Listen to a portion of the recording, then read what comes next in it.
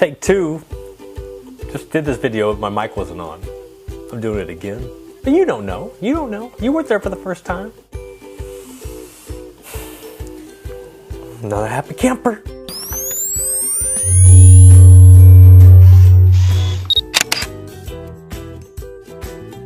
What's going on, everybody? Jeff Rose with guess what it is? It's dollars and cents. Dollars and cents. Yeah, I said it twice. From goodfinancialsense.com. This is where I'm answering a reader question. This is the question that you're giving me, and I'm giving you an answer like this with my hands. This one too. Today's question comes from Mark.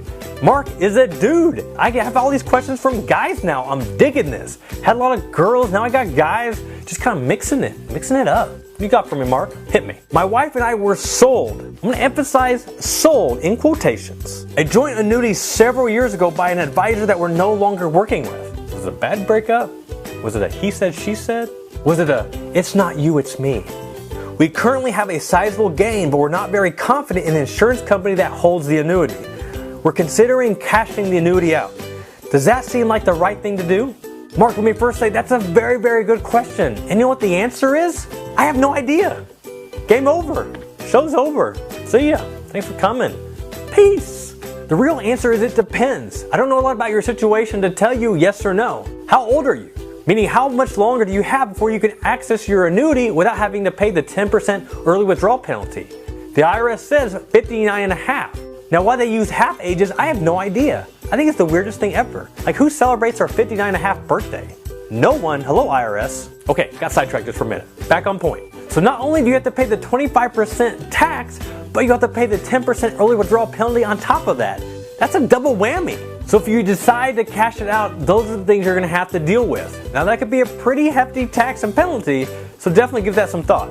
So what are your other options? Well, if you still want to leave that insurance company because you just cannot stand them anymore, the other option you have is to do what's called a 1035 exchange. What you'll be doing then is taking that annuity and transferring it to a different company under a different annuity contract. Now what that also means is that you'll be subject to a new contract period. And that contract period could be 5 years, 6 years, on up to 10 years. So definitely read the fine print before you sign anything. So I see here on page 148 of 972 that you need to check this and that. Are you really one of those people? Don't do that.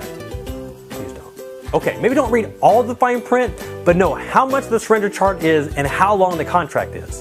So as you can see, cashing out an annuity requires a lot of careful planning, a lot of careful thought.